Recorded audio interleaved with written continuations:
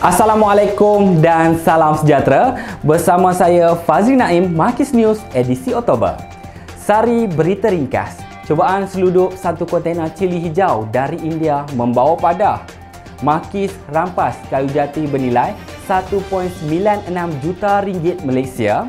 Cubaan membawa masuk udang kerai dan ikan laga dari Thailand digagalkan. Makis Pulau Pinang rampas makanan geleting jagung bernilai RM211,777 dan 16 sen. Makis serah barang lucut hak kepada Jabatan Penjara. Makis Selangor tahan 149 ekor burung kenari dari Belanda.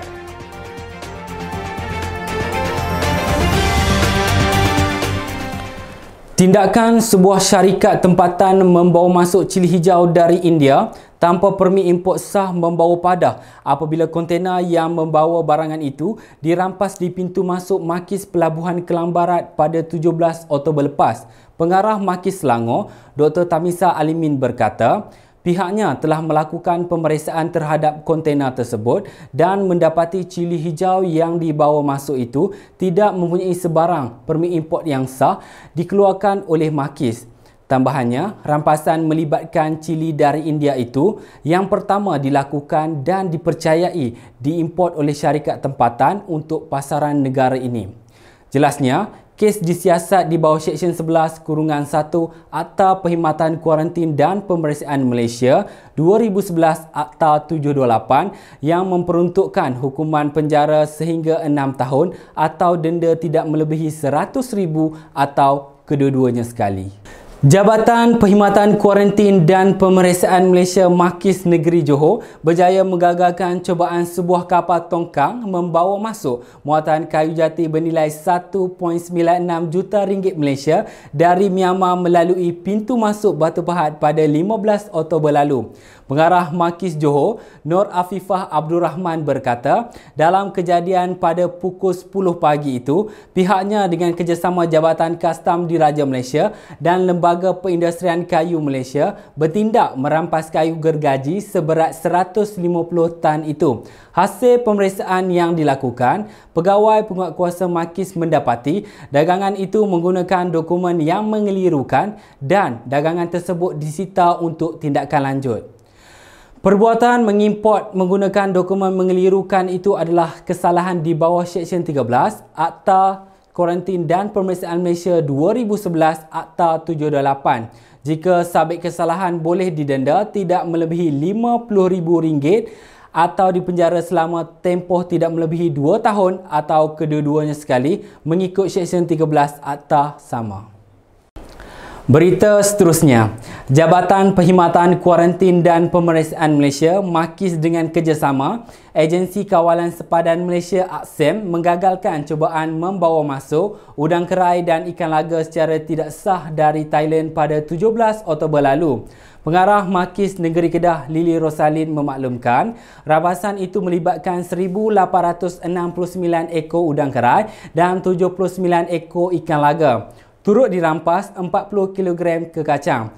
Nilai keseluruhan rampasan yang tiada permit import sah daripada Makis tersebut RM58,000 dan menjadi kesalahan di bawah Seksyen 11-1 Akta Kuarantin dan Pemeriksaan Malaysia 2011 Akta 728. Jika sabit kesalahan, pengimport boleh didenda tidak melebihi RM100,000 atau penjara selama tempoh tidak melebihi 6 tahun atau kedua-duanya sekali di bawah Seksyen 11-3 Akta yang sama.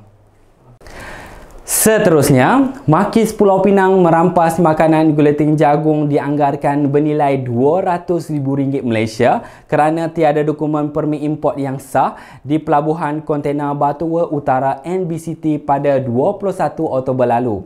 Pengarah Makis Pulau Pinang, Zarina Ramli berkata, pemeriksaan ke atas 4 kontena yang membawa 112,000 kg makanan geleting jagung dari China itu didapati tidak mempunyai dokumen permit import yang sah daripada Makis.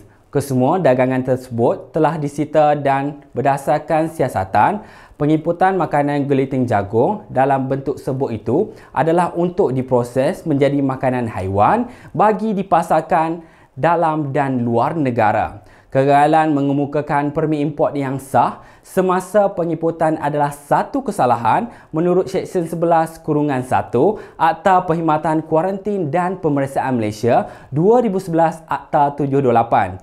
Jika sabit kesalahan, boleh didenda tidak melebihi RM100,000 atau penjara tidak melebihi 6 tahun atau kedua-duanya sekali.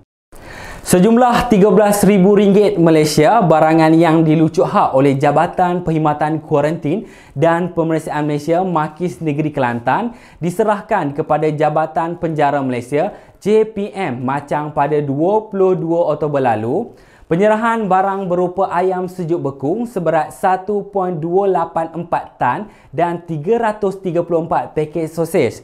Barangan tersebut adalah untuk dijadikan sebagai makanan ternakan ikan keli di bawah satu program banduan di penjara berkenaan.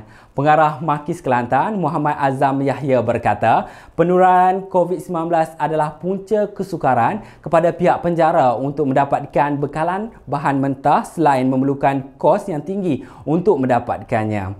Sebagai tanda sokongan, pihak Makis menyerahkan barang yang dilucukkan hak itu kepada Jabatan Penjara Malaysia Machang. Muhammad Azam memberitahu barang mentah tersebut merupakan hasil sitaan penginputan keluaran pertanian yang telah dilucukkan hak kerana tidak mematuhi perundangan. Akhir sekali, Makis Negeri Selangor merampas 149 ekor burung kenari spesies Cinereus canara kerana tidak mempunyai permit import di stesen kuarantin haiwan KLA pada 25 Oktober lalu.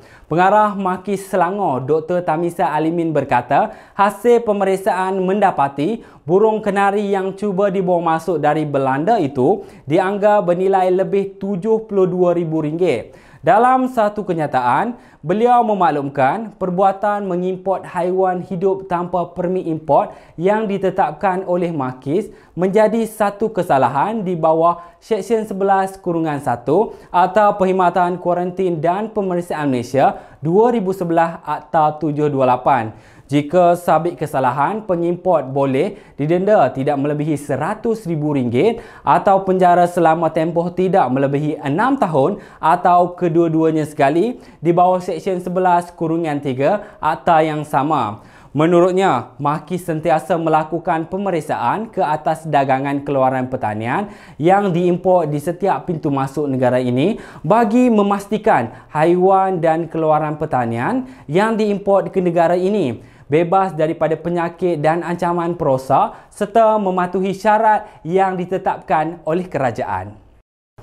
Sebelum saya akhiri laporan ini, jangan lupa like, share dan subscribe laman sosial Makis News bagi mengetahui maklumat dan informasi terkini. Sekian berita, salam hormat.